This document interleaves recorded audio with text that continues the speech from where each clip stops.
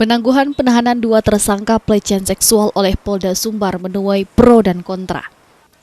Sebagian pihak menilai kedua mahasiswa dan mahasiswi kedokteran UNAN tersebut tidak layak mendapatkan penangguhan karena tidak kooperatif.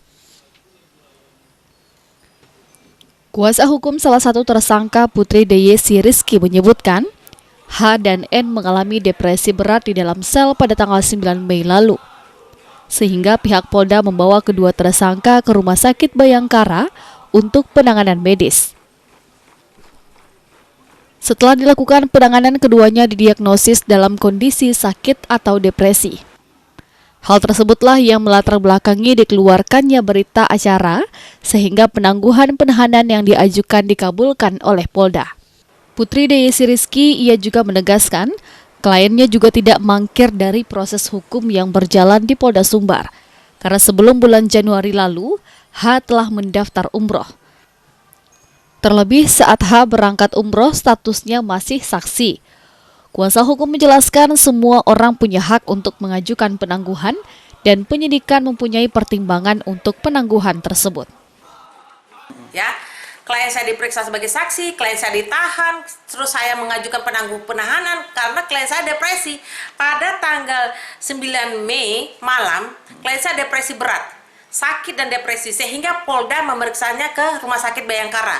Dari rumah sakit itu dikeluarkanlah berita acara keterangan dia bahwa dia sakit, dan sehingga penangguhan saya yang saya ajukan dikabulkan oleh Polda. Jadi kalau dikatakan klien saya mangkir itu salah. Kenapa? Klien saya dianggap mangkir, sebenarnya klien saya pada saat dia pergi umroh itu statusnya masih saksi.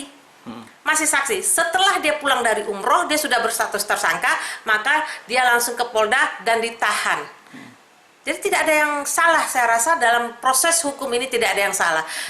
Semua orang punya hak mengajukan penangguhan, semua orang punya hak juga mendapatkan itu atau tidaknya, itu tergantung dari penyidik, dan penyidik mempunyai pertimbangan untuk memberikan penangguhan tersebut.